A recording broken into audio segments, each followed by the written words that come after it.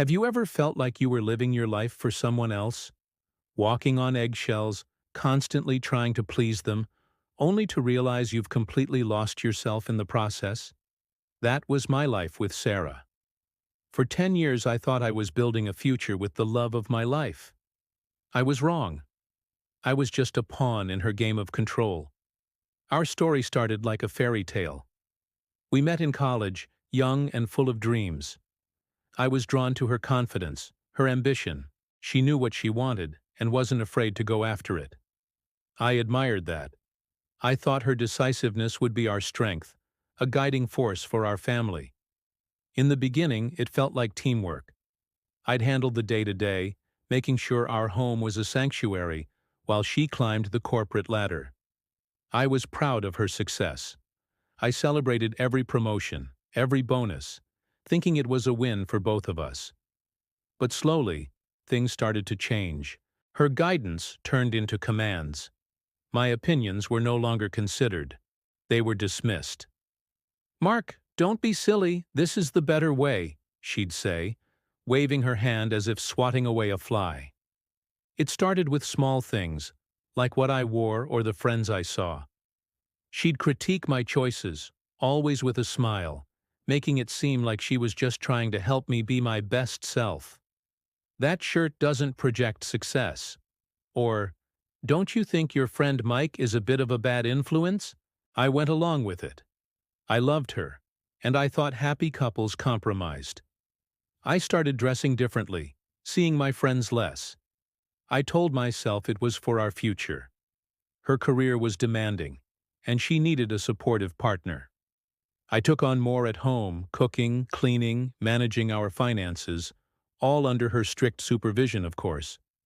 Every receipt had to be accounted for, every meal planned according to her preferences. Our home, once our shared sanctuary, started to feel more like her office, and I was just an employee. The isolation crept in so slowly I barely noticed it. My world shrank until it was just me and Sarah. My family would call, and I'd have to check with her before making plans. Most of the time, the answer was no. "We're too busy," or "I need you here this weekend." My own hobbies faded away. My workshop in the garage gathered dust. The guitar I used to love playing sat in its case, a silent reminder of a person I used to be. I tried to talk to her about it. I remember one evening, I gently brought up how I was feeling, how I missed my friends, how I felt disconnected. She turned it around on me instantly. She accused me of not being supportive, of not appreciating the sacrifices she was making for us.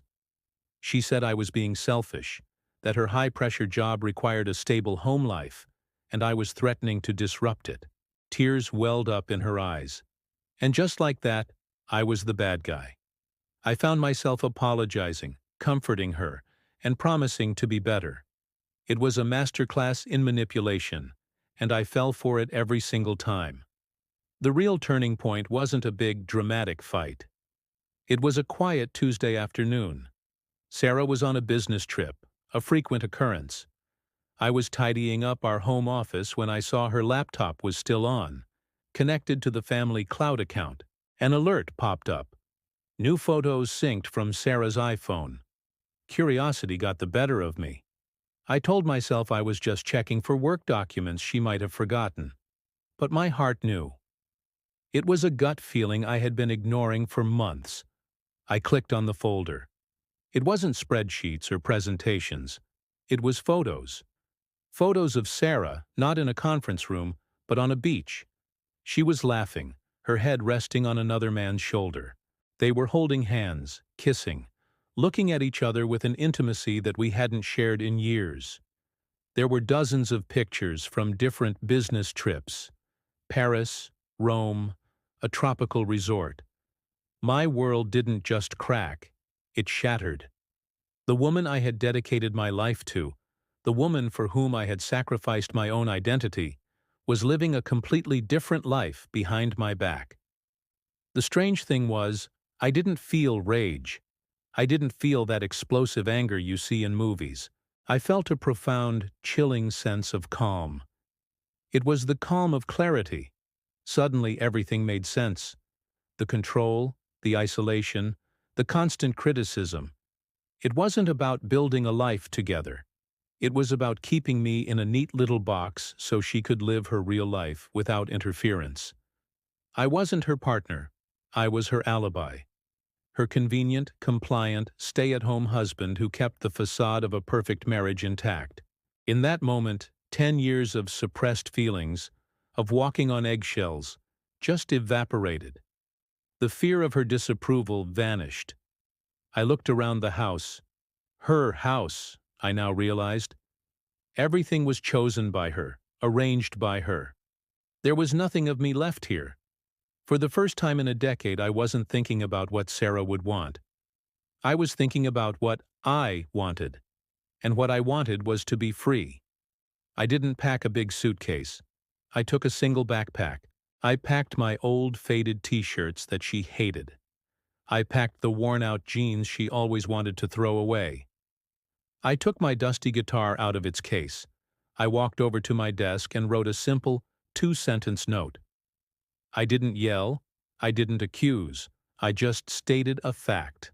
When Sarah came home a few days later, she found the house exactly as I'd left it, pristine and orderly, just how she liked it. But my car was gone. My clothes were gone. And on the perfectly polished kitchen island was the note. It read, "I know everything. I hope you find the control you're looking for, because you've lost your control over me. Goodbye." Her reaction was exactly what I expected. A flurry of frantic texts and calls. First, demanding to know where I was. Then, angry accusations. Then, desperate pleas and declarations of love. But this time, her words had no power. I didn't answer. I just blocked her number. I didn't need a fight. I didn't need closure from her. I had already given it to myself. Leaving was the hardest and easiest thing I've ever done. The first few weeks were a blur. I stayed with my old friend Mike, the one Sarah had called a bad influence. He didn't ask too many questions. He just handed me a beer, put on some music, and said, "Welcome back, man." It was that simple. I reconnected with my family, who were overjoyed to have me back in their lives. I started playing my guitar again, the calluses slowly returning to my fingertips. I even started woodworking in Mike's garage. It's been a year now. I have my own small apartment, filled with things I like. It's a bit messy sometimes, but it's mine. I found a job I enjoy, not a high-powered career, but something that gives me satisfaction. I'm rebuilding my life, piece by piece, on my own terms. Sometimes I think about Sarah, but it's like remembering a character from a book I read a long time ago. The pain is gone, replaced by a deep sense of gratitude for the lesson she taught me. She wanted control, and in a way, she had it. She controlled my life for 10 years. But true power isn't about controlling others. It's about controlling yourself. And by walking away with just one calm goodbye, I took back all the power she ever had over me. I took back my life. And let me tell you, it feels incredible. If you're in a situation where you feel lost or controlled, remember that your peace is worth more than anything. Sometimes the quietest exit makes the loudest statement. Thank you for listening to my story. If it resonated with you, please hit that like button and subscribe for more content about finding your strength and rebuilding your life. You've got this.